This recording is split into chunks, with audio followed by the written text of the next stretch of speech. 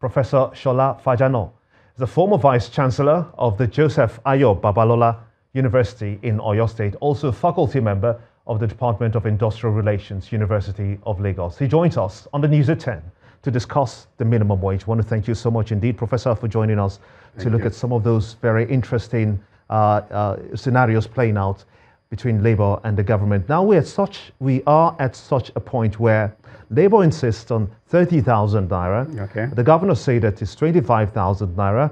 The federal government, rising from the tripartite meeting just before this whole scenario was playing out, was insisting on 24,000 naira as its minimum wage. Are we heading for a showdown? Well, this is to be expected. I've had it this way because we are dealing with a situation in which we have multiple interests. The different actors have their own interests, and they have every reason to pursue their goals the way they deem fit. Labour is saying that we've suffered for too long.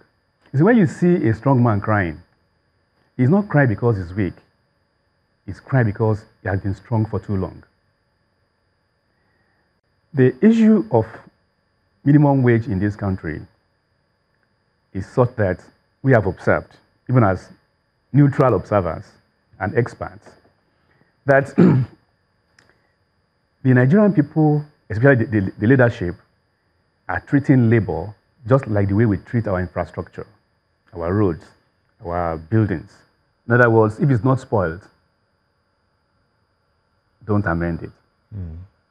You see, because in other parts of the world, minimum wage is something that is treated through the method of indexation. Living wage, from time to time, you align it with the rate of inflation, and everybody is home and dry. There'll be no need for agitation, there'll be no need for strike, there'll be no need for showdown. But our case is quite different because looking at those pictures coming through just across the country, we've had these rallies by Labour, call it sensitization march, if you will. But how are we getting to that point where we're able to resolve these issues before November 6th? Do you see that as a possibility? November 6th is around the corner. And if you look at the interest of the parties, which is legitimate, government would always want to say, we don't have the affordability to pay, and government wants to elongate the duration of the negotiations and the final decision so that they can gain time. Again, that is legitimate. But they have a responsibility, and they have to discharge that responsibility.